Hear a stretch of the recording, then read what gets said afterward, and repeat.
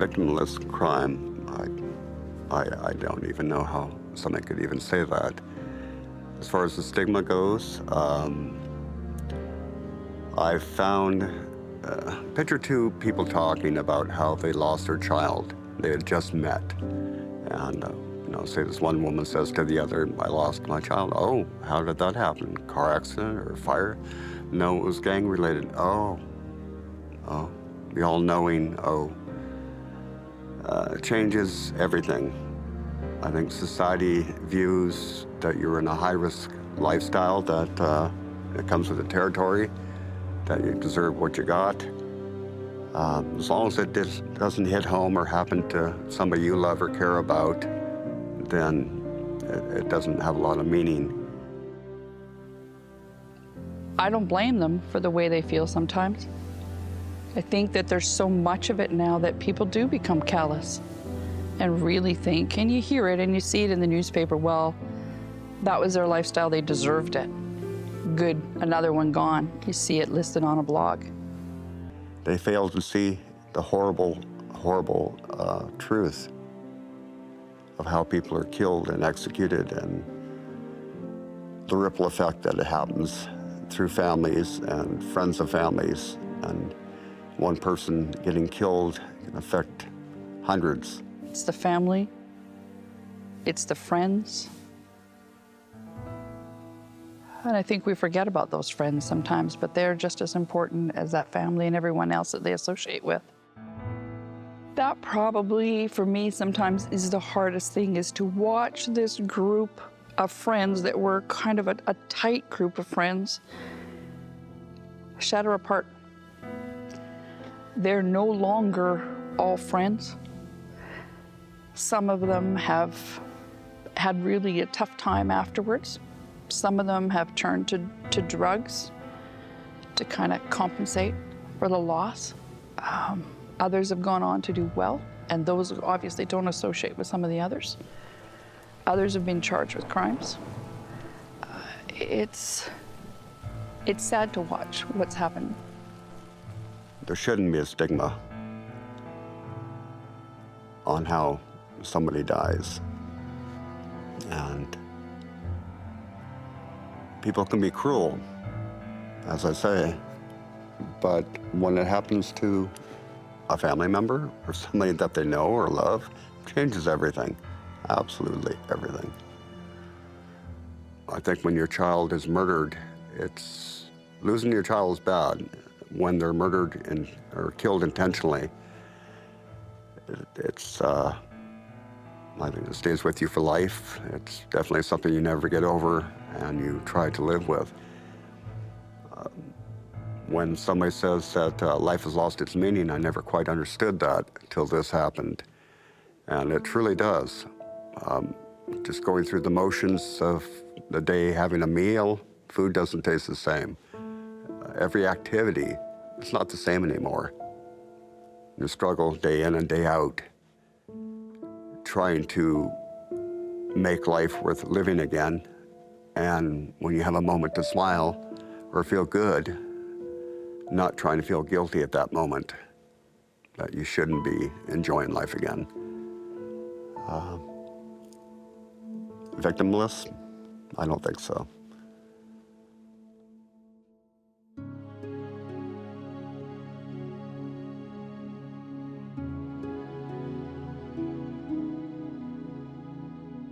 People stereotype, because that would never be my family. But, in reality, you could probably look in your family and find that there is somebody in your group of family, in your family tree somewhere doing this. So it affects you too. It affects society as a whole. It's not faceless or nameless. I would say go and meet my parents, because my parents are the two most normal people you could ever imagine in your entire lives. They're totally in full support of the courts. They believe in right and wrong. They taught me right and wrong. And I knew the difference between right and wrong, but I just didn't care. I made my own choices. I rebelled from an early age. And any parent who thinks that his kid or their kid isn't capable of it is fooling themselves, because if you looked at me from purely the characteristics of my upbringing, and my socioeconomic status, I'm the last person you would think that would get involved, but I did. So picture this, I'm the District 2 commander, so the downtown east side commander in the Vancouver Police Department a number of years ago. And pretty much the Hispanics have been controlling the drug trade there for a long time. And my members come to me and say, hey, this new gang has taken over the market down in the downtown east side. And I go, okay, new gang, that's not weird. Who are they? Well, they're called the UN gang. And I thought, well, that's a pretty, for gang names, that one's pretty cool. That's different. What's that all about? And they go, well, and I'm like, what's that all about? Where are they from? What's happening? They go, well, no, they're a gang that's risen in the Fraser Valley. And I go, pardon? Yeah, no, they've risen in the Fraser Valley. They've risen in the Bible Belt. They've risen in this rural, you know, heaven outside of Vancouver that's supposed to be the perfect place to raise your kids. That's where this gang came from. And it was a successful gang, over 200 members, very wealthy, very well organized. And the reason is there was an opportunity to make money. And it happened in a place where everybody said it shouldn't happen. And it's now happening everywhere. It's happening all through BC. And if you don't see it, it's because you're not looking. Yeah, I don't think there is a stereotype anymore. If you start to look down that list of people that have been murdered or that have been charged, they come from every walk of life. They can be university students, high school students, professionals, it doesn't matter. That perhaps at one time there was old school, people had a stereotypical view of biker, gangster, bad person. That's totally blurred today. But anybody's child could be on that list. It could be yours, and it was mine. And I never, for a moment, even fathomed that that's where that would end up and what Sean really was involved in. I had no clue until after he'd been murdered.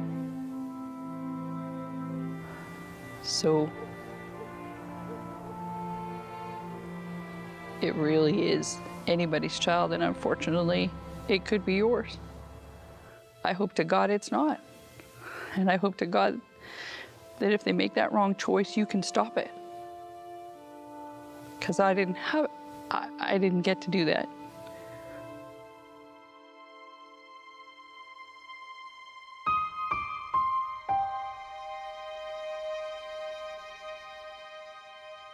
Even if you make bad choices in your life, it's never too late to turn around. And you're never too far gone. You know, don't give up hope on yourself, most importantly. But you have to want to do it, you know? You have to want to get better. I really started to think that maybe this wasn't for me. Maybe I'd made some bad choices. Maybe it was time to rethink my life again. And so I decided that when I got out, I was gonna try to make a go of it in a normal life. So I was eventually released on parole. When I got out, I managed to reconnect with my family. And it's been tough, but I've managed to stick with it. Now I'm in my third year of university, working towards a degree in criminology and psychology. And to be honest, in the years that followed me quitting, I've had so many milestones that I could be happy and proud of, like school, meeting my fiance, buying a condo. I mean, this is stuff that I thought was totally out of my reach. I mean, for so long, I couldn't even leave the Lower Mainland. The feeling of just being able to walk into an airport was amazing. Just being able to clear customs, to have a passport. It just, I mean, I went to China for a month. I was in a foreign country halfway across the world, and it was like nothing I'd ever experienced. It literally meant the world to me. That it matters when we intervene. We had a running battle between two groups of young people in Abbotsford who were not really into gangs yet, and it was the next step. And they were hitting each other with baseball bats and having rumbles with pepper spray and batons and knives and all those things going on between these two groups as they enjoyed their conflict, believe it or not. And we intervened. We brought in a mediator And we talked to their parents, and we did all these steps. And of the 25 kids, 21 of them just kind of grew up. They kind of, okay, like they're actually stopping me from doing this. I'm going to stop. 4 of the kids continued on and have entered a criminal lifestyle. And so we can't affect the outcomes for a number of kids, and we're not going to get them all. So let's always try.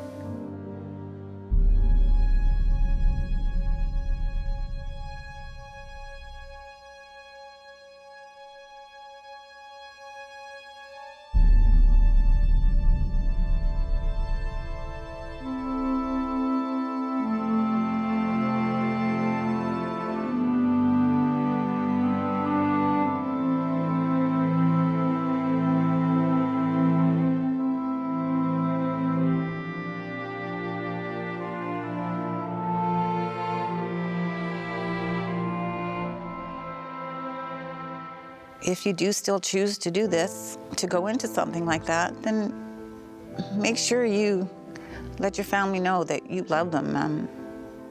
Give them something that they can keep close to them when you're gone, because you will likely be gone. I would say if you believe that you love your parents and you didn't want them to suffer for the rest of their lives, that you wouldn't do this to them or to yourself. When my daughter was first born, you know, my first daughter, something just sparked in me, you know? I was just holding her and I just knew that I had to change, you know, or else I wasn't gonna be able to, you know, be there for her growing up. I wasn't gonna see her walk down the aisle. I wasn't gonna pay her university tuition, right? And, you know, I promised her that I was gonna be there. And that's a promise I intend to keep. And the only way I can keep that promise is by being a good person.